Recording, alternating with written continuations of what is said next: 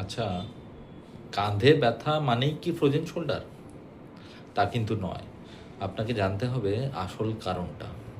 কাঁধে ব্যথা এবং ফ্রোজেন শোল্ডার এই দুটোই কিন্তু একটা গ্রস টার্ম। ফ্রোজেন শোল্ডার হলো মেডিকেল ভাষায় অ্যাডহেসিভ ক্যাপসুলাইটিস। এছাড়া আরও অন্যান্য কারণে কিন্তু শোল্ডারের রেস্ট্রিকশন বা রেঞ্জ অফ মোশন রেস্ট্রিক্টেড হতে পারে। রুগীরা আমাদের কাছে এসে সাধারণত বলেন যে ডাক্তারবাবু আমার হাত উঠছে না, আমার ডান হাত উঠছে না বা বাঁ হাত উঠছে না।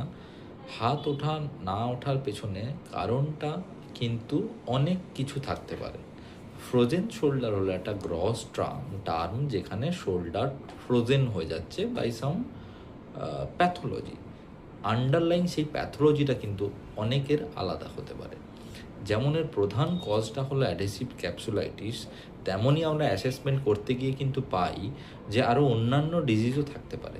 যেমন বাইসেপিটাল টেন্ডিনাইটিস, বাইসেপস মাসেলের একটা টেন্ডন শোল্ডার জয়েন্টে অ্যাটাচ থাকে, সেখানে ইনফ্লামেশন হয়েও কিন্তু এই ধরনের ফ্রোজেন শোল্ডার লাইক সিমটমস হতে পারে। এছাড়া সুপ্রাস্পাইনেটাস বলে একটি মাসেল রয়েছে, সেই সুপ্রাস্পাইনেটাস মাসেলের টেন্ডিনাইটিসের জন্যও কিন্তু ফ্রোজেন শোল্ডার হতে পারে। তো আপনাকে জানতে হবে যে ফ্রোজেন শোল্ডারের আন্ডারলাইং প্যাথোলজিটা কী, যেটার জন্য আপনার হাত উঠছে না। প্রত্যেকটা শোল্ডার পেন কিন্তু ফ্রোজেন শোল্ডার নয়। এই মিথটা আপনাদেরকে কিন্তু ক্লিয়ার করতে হবে।